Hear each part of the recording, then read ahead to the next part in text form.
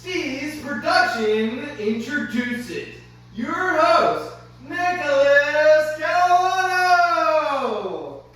Woo! Hey, welcome everybody. Welcome to the Nicholas Catalano Talk Show. This is Steve. He is our producer. See you later, alligator. He might own me, but tonight is my night. And today, we have a special guest, Austin Reeves! Hi. How are you doing on this beautiful night? I'm doing really good. I'm feeling alive and vibrant. How about yourself? I'm doing great. This is the first episode. I'm honored. How does it feel to be the first? No, That's it's great. about it. So, let's start this off. Sounds good. What is your favorite childhood book or story, and why did you love it? I would say that would probably be All the Right Places. Before reading that, I never really had any books that really resonated with me or made me think about after reading. Like I never had like a book hole, as some people would say, or never really itched to want to read a book before that one. Yeah, and I definitely understand that. It was, you know, as I talked about during my presentation, reading was always hard, so it was hard to pick up a book. So, our next question: Do you have any special places or routines that you associate with reading or writing? I would say the closest thing to a routine that I would have, I would say would be, I would find myself reading basically every single day at school. It'd always be in my math and art class. I'd always find a time when I would be done with my work, or more in the case of art, not doing my work and reading my book. Can you explain why? Like, maybe was there a reason? It was just the perfect, it was the best time for me to be alone in my head. I would always listen to instrumental music and just have my absent thoughts just able to be absorbed by the paper. Great. That's great. I wish I could say I never went through that stage. Yeah, you know. But, by the way, long time friend. Yeah. Known him since middle school. He's finally opening up to me about his literacy career. So this is gonna be. It's been a sore subject. This is therapy 4 different times. This is new for me. Can you describe a memorable moment related to reading or writing from your early years as a young lad? Since you asked so nicely, I guess I can.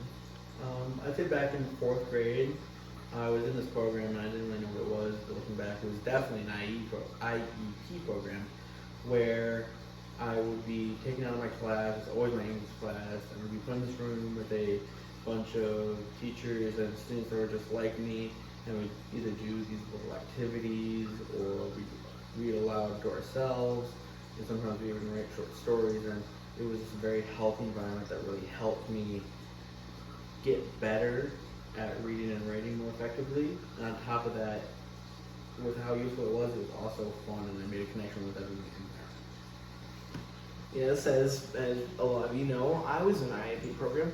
I know there's someone in the audience that does have a question. Did they come in and basically kidnap you to this other room? I wouldn't say they like really kidnapped me, but they'd always be walking in the door and they'd give you that pointing finger. You knew what was up. You knew what was up. I feel like the first few times people just thought I was, I don't know, dealing drugs or something, but fresh out of my 4th grade locker. Oh yeah, yeah, the best place. Is there a particular book or piece of writing that has had a lasting influence on you? I'm going to sound like a broken record when I say this, but truly, All the Right Places will always hold a special place in my heart as probably my favorite book. And I think partly why that is because of the mindset I was in when I read it. I was never able to really resonate with the book before that one.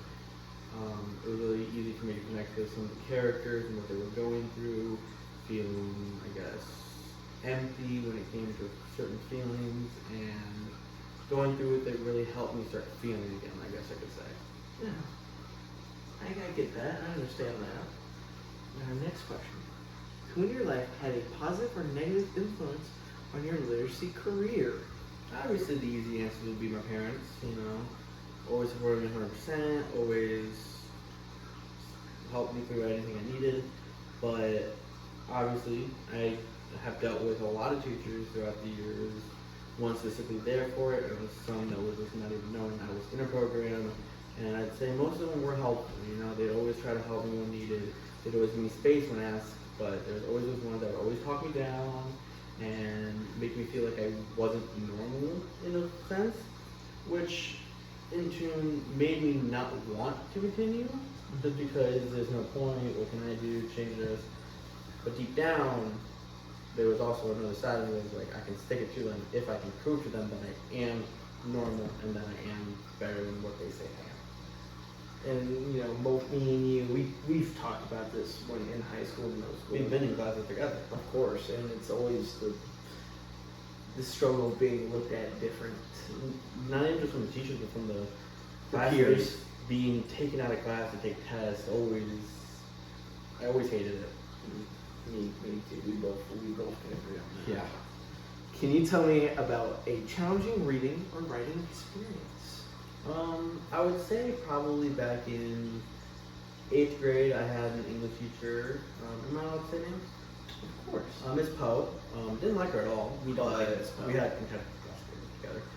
Didn't like her. She was just very rude and articulate when it came to how your work had to be. You always had to do the best for her, even if you couldn't.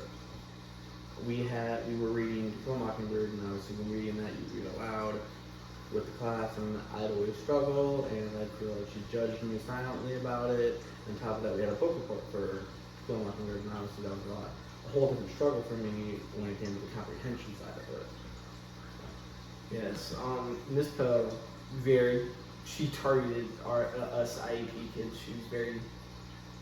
She was very judgmental towards us, for a fact. A small part of me feels like it was more like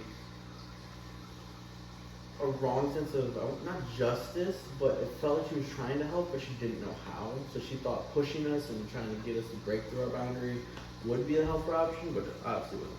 Did not work. Our next question. Have you ever felt like your grade was affected because of some struggles in your literacy career? Oh, definitely. It was a lot harder to understand some homework pieces, and obviously when you had to read pieces of the book or read chapters 3 and 4 tonight and then talk about tomorrow. Because I was never that good at reading, I never had the drive to want to read. I never really did it, and obviously that would affect my grade because I just did not know what happened in the book. Yeah, definitely feel you with the same. Brings up memories for myself. Let's work notes. Yeah, a lot of Spark Notes. Have you ever had? Oh, sorry, my fault. Next question.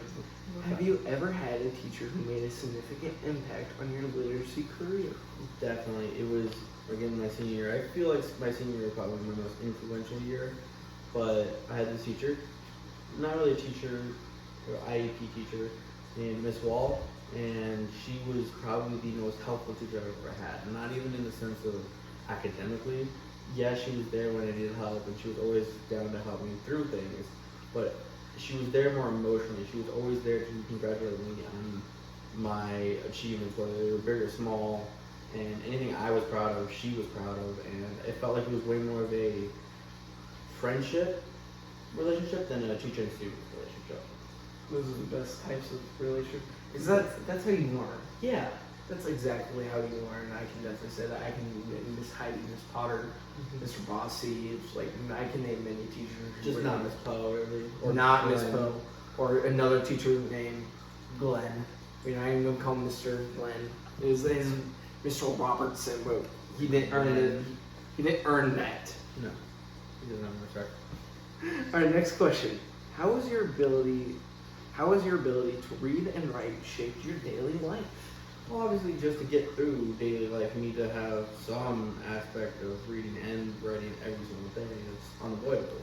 And obviously, me being able to do it way better than I could have helped me get through every day way easier. It helps me achieve the thing that I want to achieve, whether it seems like it's not needed, it really is. From a person who wasn't really able to do these things to now being able to do it helps tremendously. Of course, we can't go through life without knowing how to read. Like, imagine, like, someone's like, "Hello, sir, what does it say?" And you're like, "I'm illiterate." I can't give directions to people. I wouldn't be able to. Tough life, people. It's already hard enough to read a map. Imagine trying to read a map without knowing how to read. I know, that was awful. Tremendous. Exactly. Do you have, I'm sorry, I keep forgetting, I'm a little excited. Hey, for first everything. episode. First episode. Do you have any reading or writing goals for the future? I feel like I'm happy where I am when it comes to reading. When it comes to writing, I definitely wish my handwriting was way better than it was. I never really took any handwriting classes, and I never really felt like I learned how to have better handwriting. And especially when I write my words out fast, it's very illiterate to a lot of people, illegible, not illiterate, illegible to a lot of people, and I just wish that it was a little bit better, and I'm willing to take the steps to make it better. Very understandable. I wish I could say I have reading and writing goals. Well, I guess going through college, it's not, it's not completely reading or writing, but that is my goal. Yeah. And then, of course, I need to improve on that. Life's never black and white.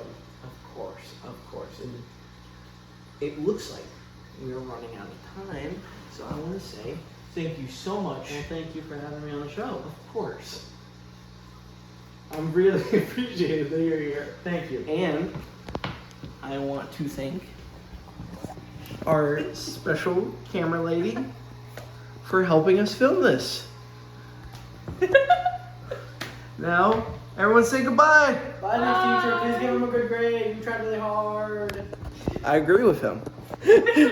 Thank you for the first episode of Nicholas Catalano's Talk Show. Mazel tov!